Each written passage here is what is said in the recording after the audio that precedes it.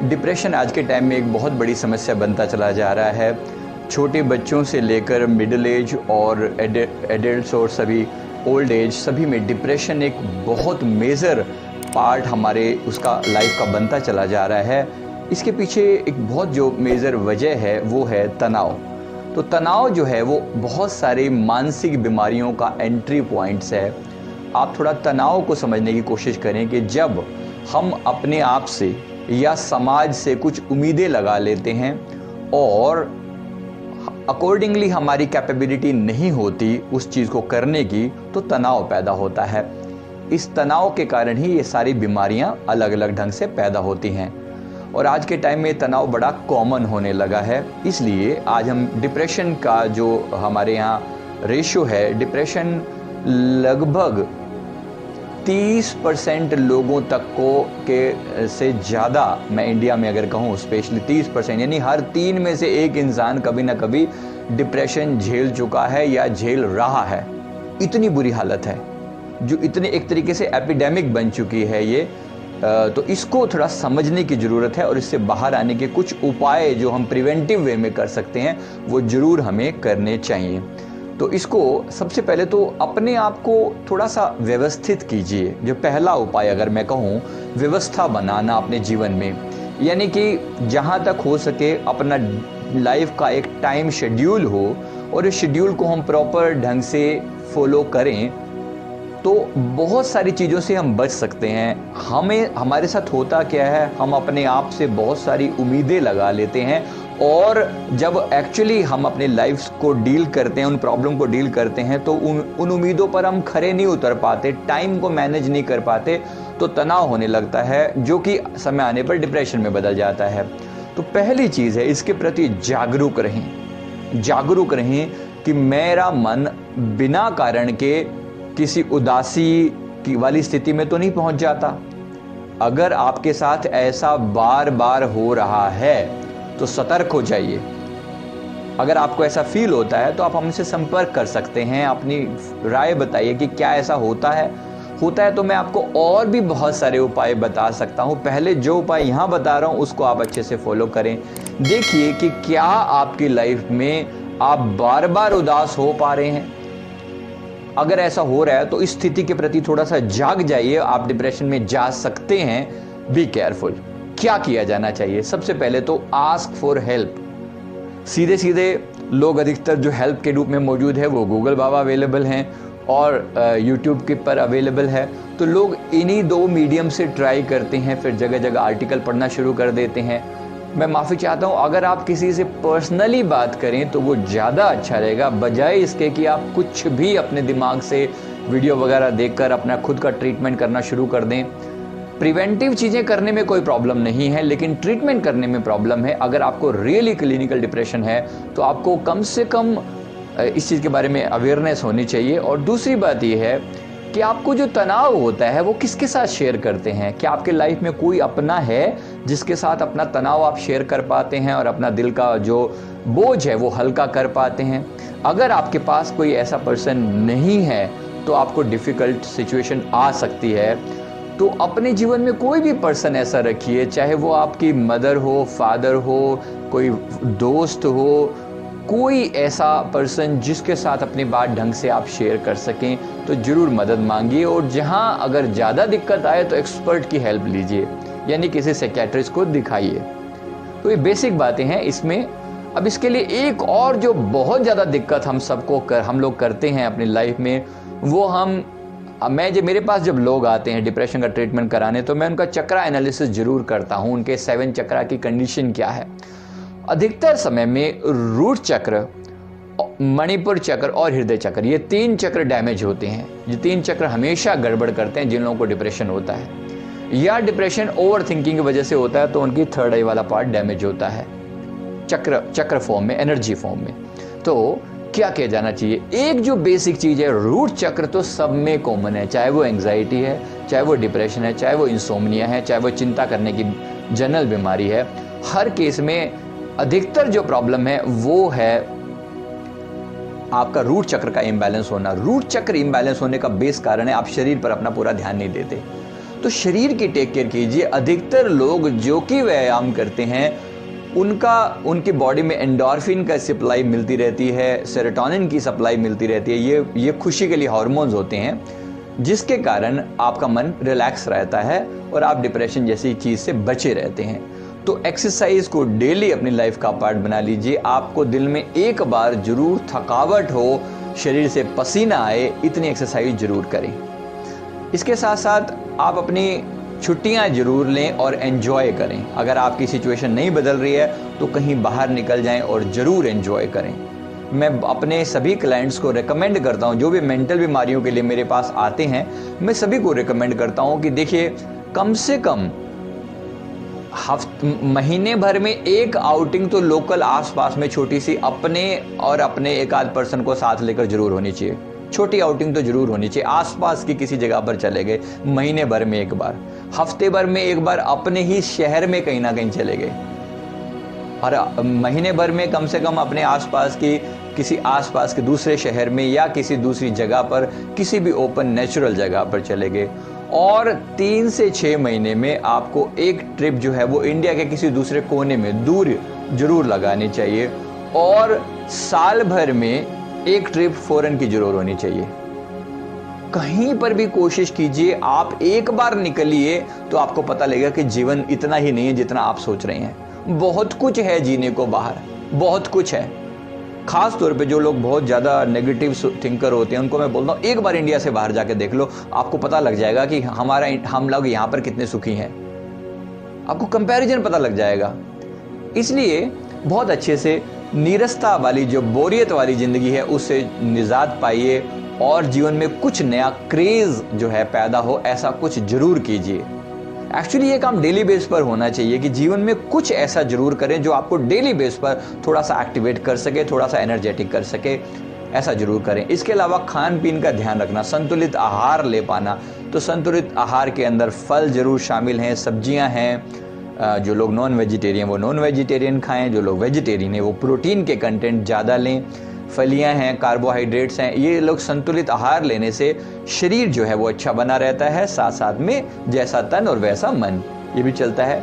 इसके अलावा अगर वेट ज़्यादा है तो वेट अपना जरूर कम करें, क्योंकि वेट का बढ़ जाना बहुत सारी बीमारियों को जन्म देता है, आपके अंदर बहुत सारी नेगेटिविटी पैदा करता है, यानी कि थिंकिंग भी आपकी नेगेटिव बना देता है। आलस जो है वो आपके रूट चक्र से जुड़ा हुआ है, मूलाधार से जुड़ा हुआ है। मूलाधार आपको आलसी बना देता है। अगर वो एक्टिव नहीं है, बैलेंस नहीं है, तो आप बिल्कुल इनएक्टिव हो जाते हैं। शरीर से जो है आप कसरत भी नहीं करना चाहेंगे। इसलिए इस एक काम को तो जबरदस्ती करने वाला बना लीजिए कि मुझे जैसे खाना पीना उठना बैठना जरूरी है, वैसे ही व्यायाम एक्सरसाइज करना भी मेरी लाइफ में जरूरी है, अगर मुझे डिप्रेशन और किसी भी मेंटल बीमारी से बचना है तो। इसके अलावा दोस्त आपकी लाइफ में अच्छे होने चाहिए, जिनके साथ आप बैठ के गप्पे मार सकें, अपना पूरा दिल बहला सकें, एंटरटेनमेंट हो सके। एंटरटेनमेंट के लिए केवल यूट्यूब को ही सहारा मत बनाइए, केवल सोशल मीडिया को ही सहारा मत बनाइए। लोग इसमें अटक जाते हैं, और क्योंकि उनके माइंड को फ्रेश एयर नहीं मिलती, बात करने वाला कोई नहीं मिलता, रिस्पॉन्स देने वाला कोई नहीं मिलता, तो वो इसी के लूप में अटक जाते हैं और बहुत मुश्किल पड़ जाती है। तो आपके फिजिकल दोस्त हों, फिजिकल दोस्त होने बहुत ज़रूरी हैं। इसके अलावा अगर आप अपने आप को एक्सप्रेस कर सकें किसी भी फॉर्म में तो जरूर कीजिए। मन में कुछ उल्टा सीधा चल रहा है, नेगेटिव चल रहा है, तो राइट इट डाउन।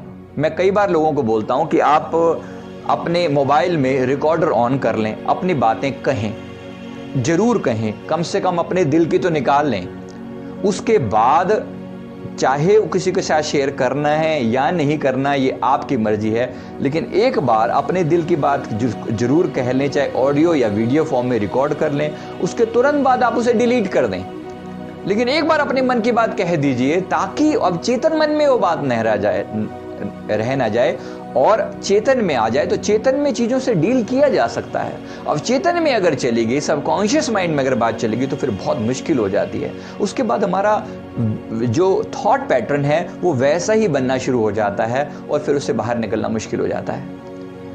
आप अपनी डायरी भी लगा सकते हैं, जिसमें अपनी ये नोट कर सकते हैं। डायरी लिखना दिक्कत लगे तो audio diary is the best. अब इस तरह से कुछ लोग आपकी लाइफ में जरूर होते हैं जो नेगेटिव थिंकर होते हैं, कांस्टेंट नेगेटिव थिंकर्स होते हैं, इनसे जरा बच के रहिए।